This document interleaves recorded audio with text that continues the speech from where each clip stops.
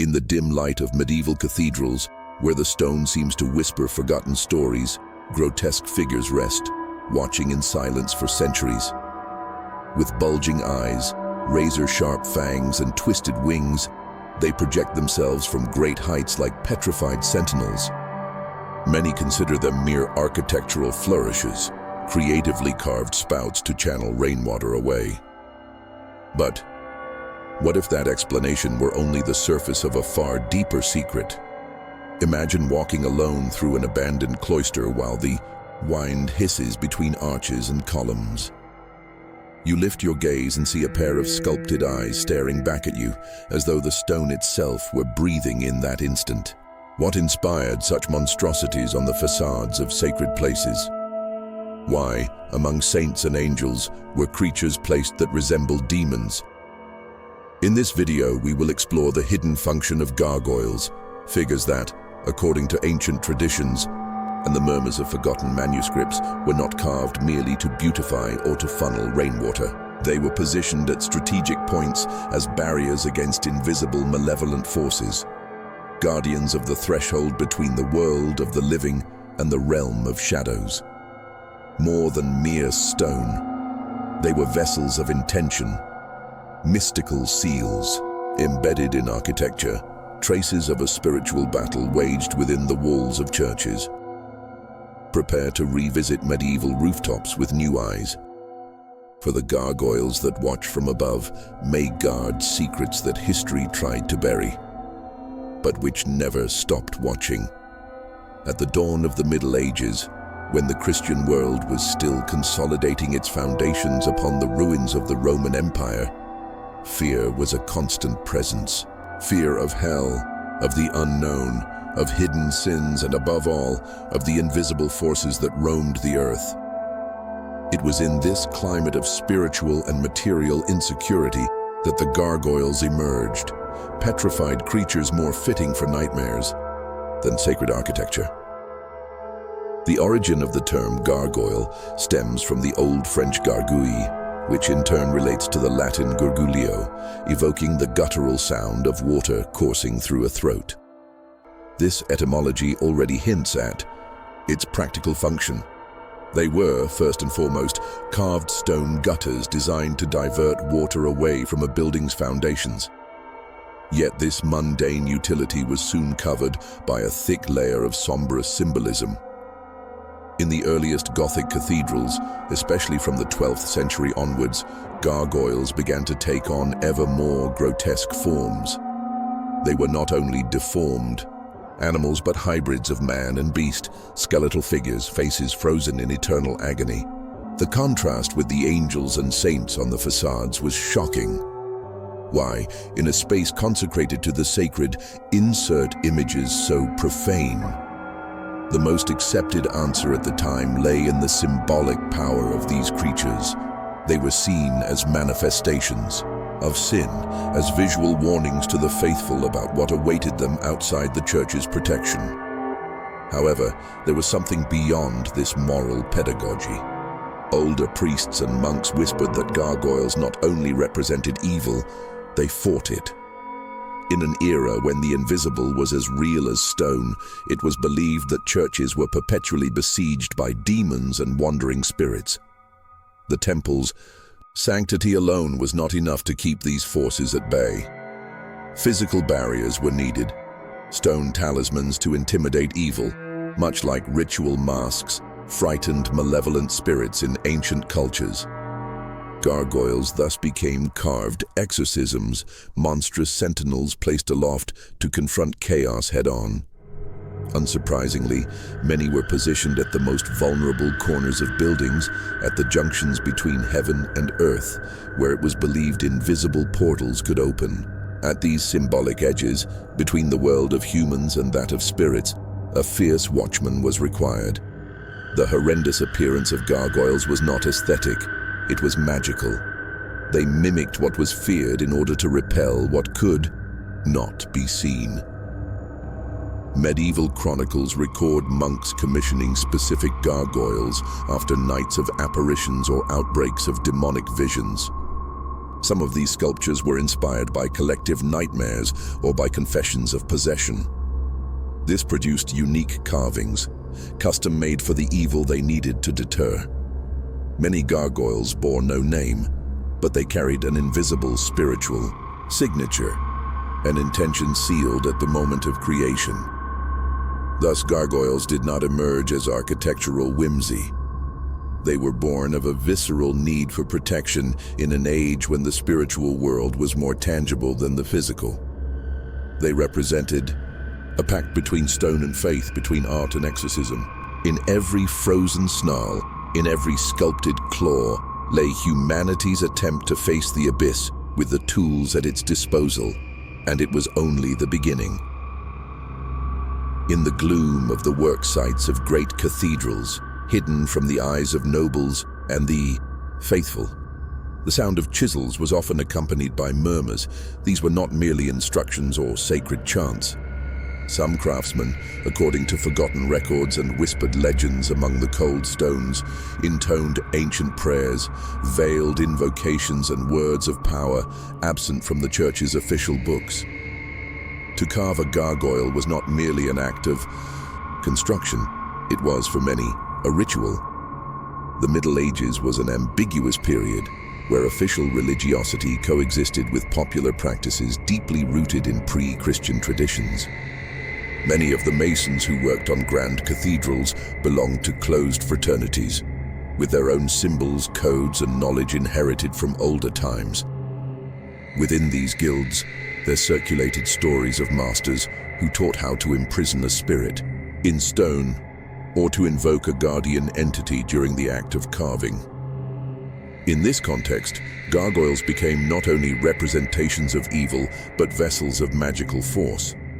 These rituals, according to apocryphal manuscripts discovered in abandoned monasteries, began with the selection of the stone. It could not be just any rock. It had to come from charged locations, intersections of ley lines, ancient pagan worship sites, or regions where inexplicable tragedies had occurred. It was believed that such places concentrated raw spiritual energy, and carving a gargoyle from this material would ensure greater efficacy in its mystical function. During the carving process, some masters reportedly followed practices akin to those of alchemists: fasting, prayer, ritual baths, and even offerings. The most critical moment was the final shaping of the creature's face.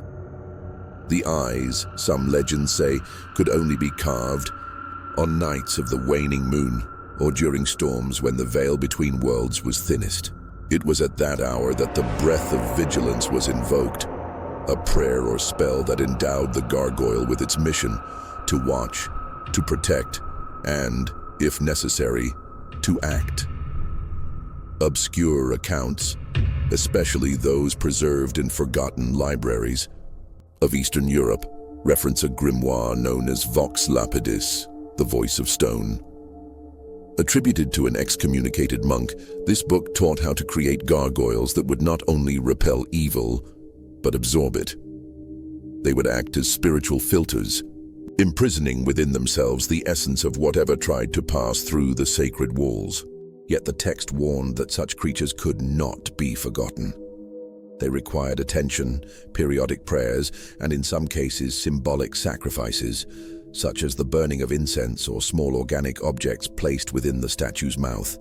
There are also rumors of double-watch gargoyles, crafted for dual purposes. From the exterior, they appeared as mere decorative spouts, yet inside they housed sealed compartments containing relics, bones, or fragments of consecrated parchments. This hidden core was sealed with lead and prayers inscribed in archaic Latin, forming a barrier against possession and curses.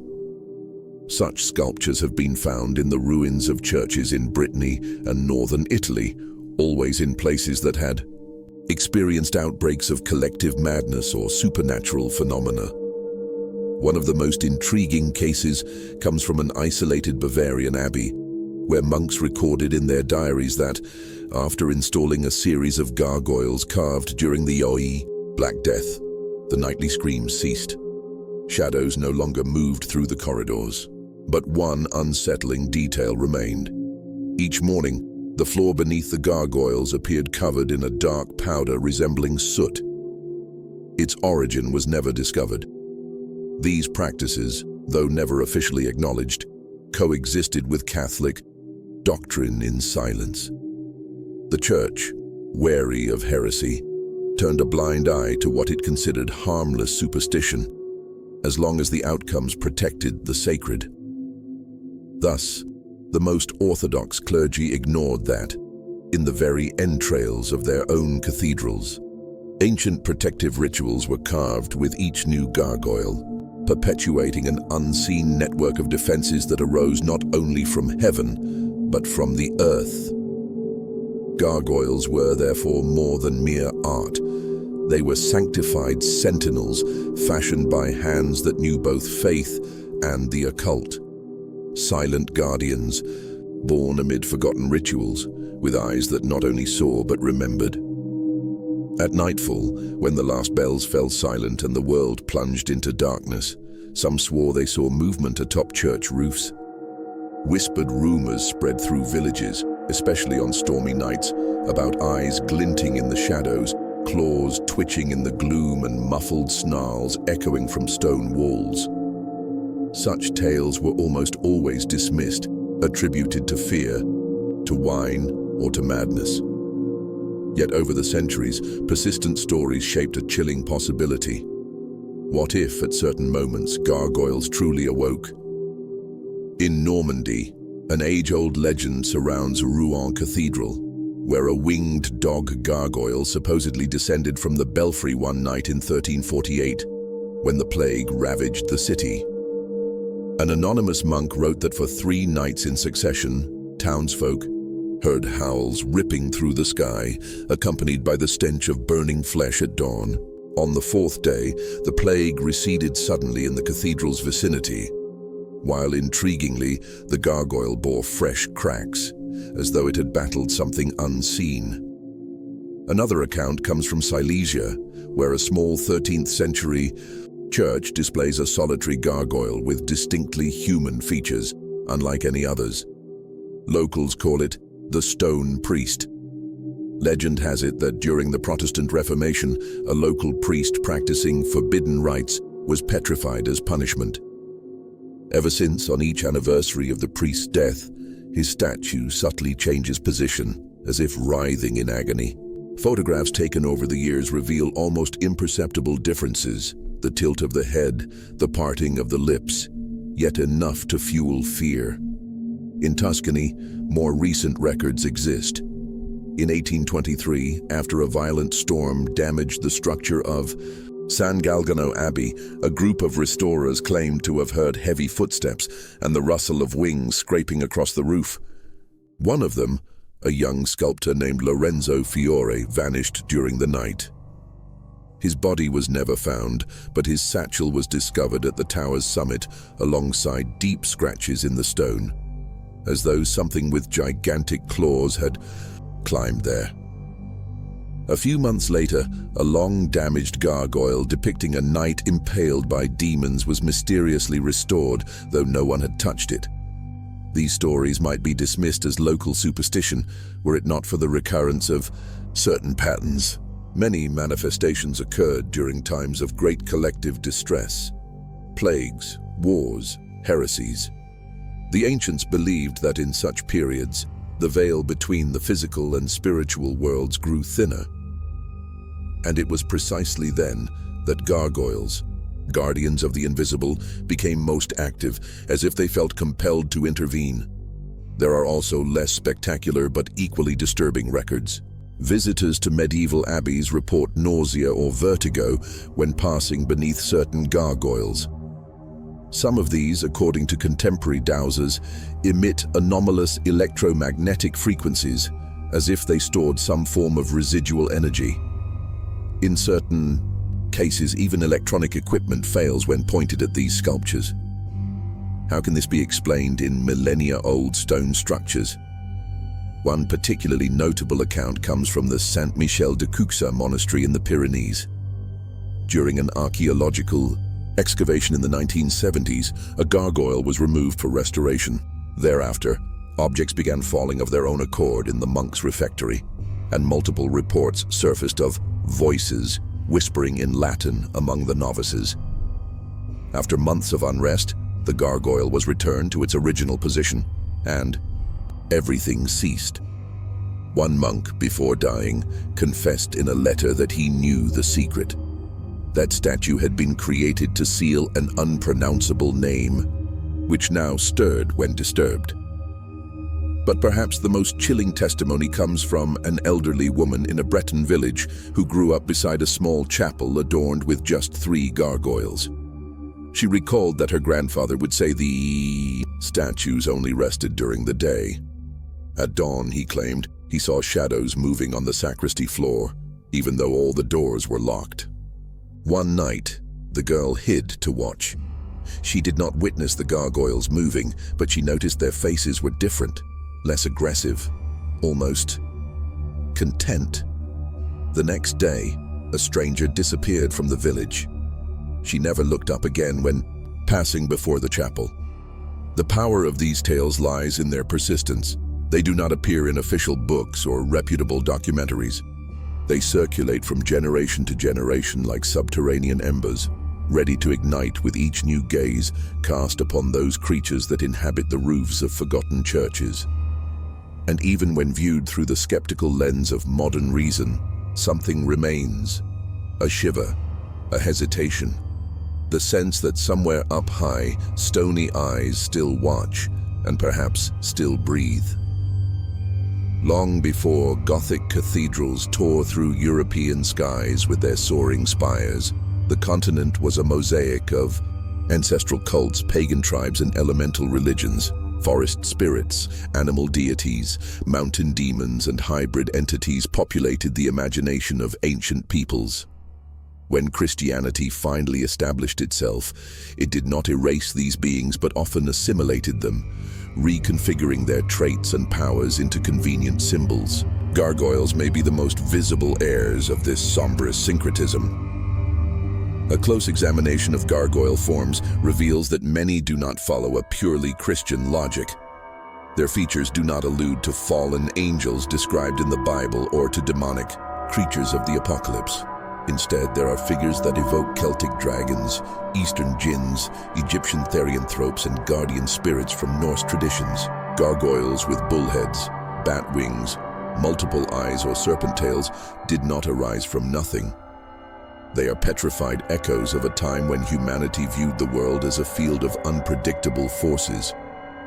Medieval occult scholars such as Agrippa and Trithemius suggested that certain architectural symbols functioned as bridges between planes. By carving the image of an archaic entity and placing it in a sacred location, the artist would establish a connection with its spiritual essence, transforming the statue into a conduit, an intercessor between worlds. Many believe that certain gargoyles not only protected against evil, but served as avatars of forgotten gods, primordial forces tolerated by the church because the people still feared or revered them in secret. In regions where paganism persisted more intensely, such as the Germanic forests or Gallic mountains, records exist of gargoyles whose features match designs found in ancient pagan grimoires. One figure in a southern England church, for example, bears exactly the same traits as Cernunnos, the horned Celtic god of fertility. Another, in a Romanian cathedral, exhibits features identical to the Thracian god Zalmoxis, associated with the underworld and immortality. Coincidence? Or a silent pact between builders and the forces they still feared to offend? The very act of chiseling stone carries archetypal connotations. In the Hermetic tradition, it is believed that stone retains memories of the invisible world. By carving it into specific forms, the craftsman activates ancient registers, bringing the power of myths to the surface. Gargoyles, in this sense, would be more than spiritual shields. They would be containers of primordial archetypes, forms with which humanity has always conversed, albeit unconsciously. Some of these figures, modern occultists claim, can absorb human desires and intentions. A person praying under the gaze of an ancient gargoyle may, unknowingly, offer energy to the entity it represents. There are even those who assert that certain gargoyles function as spiritual echo portals, places where prayers, laments, or fears accumulate, turning the statue into a sort of energy knot. In some abandoned churches, these gargoyles have become so charged with human emotion that they induce frequent nightmares in those dwelling nearby. Another unsettling aspect is the symmetry between certain gargoyles and figures found in entirely disconnected cultures. Mayan statues, Sumerian idols, and African sculptures display features that, millennia later, were almost identically replicated on medieval church facades. How can these repetitions be explained? Are they universal archetypes, as Jung posited? Or is there some kind of ancestral knowledge that traveled between civilizations in secret, a lore of true guardians of the threshold? There is also a theory, considered heretical even among occultists, that suggests some gargoyles were not merely representations of entities, but creations guided by them. As though through dreams, visions, or rituals, certain figures revealed to sculptors how they wanted to be depicted. These gargoyles would be different, more intense, more alive, with anatomically impossible traits that could not have been imagined without an external source of inspiration. In some cases, the sculptors themselves went mad shortly after completing the work. Their names vanished from the records, but the statues remain. This connection between gargoyles and ancestral entities cast new light on their purpose. They were not merely obstacles against evil, but perhaps ambassadors from another plane, forces negotiating with the invisible on behalf of humans. To stand before a gargoyle, then, is also to face a mythological mirror, and if, when we look at them, we feel discomfort, perhaps it is because we recognize in them something that has always existed within us, something ancient, primal, that has never ceased to watch over us. Over the centuries, gargoyles have endured not merely as architectural elements, but as silent sentinels of a world that always escapes reason. They project themselves from above like frozen fragments of a collective nightmare, mute witnesses of eras in which fear and faith were inseparable. Sculpted to protect, yet formed in shapes that provoke terror, they exist in a mystical contradiction. Monsters that guard the sacred, deformities that bless. What we have seen so far is a tapestry of stone and darkness, a story in which the craftsman's hammer was perhaps also a magician's scepter, where the empty eyes of gargoyles may, in long past or present nights, have ignited with purpose. Every crack, every claw, and every parted mouth carries not only artistic style but ancestral intentions, some forgotten, others deliberately concealed.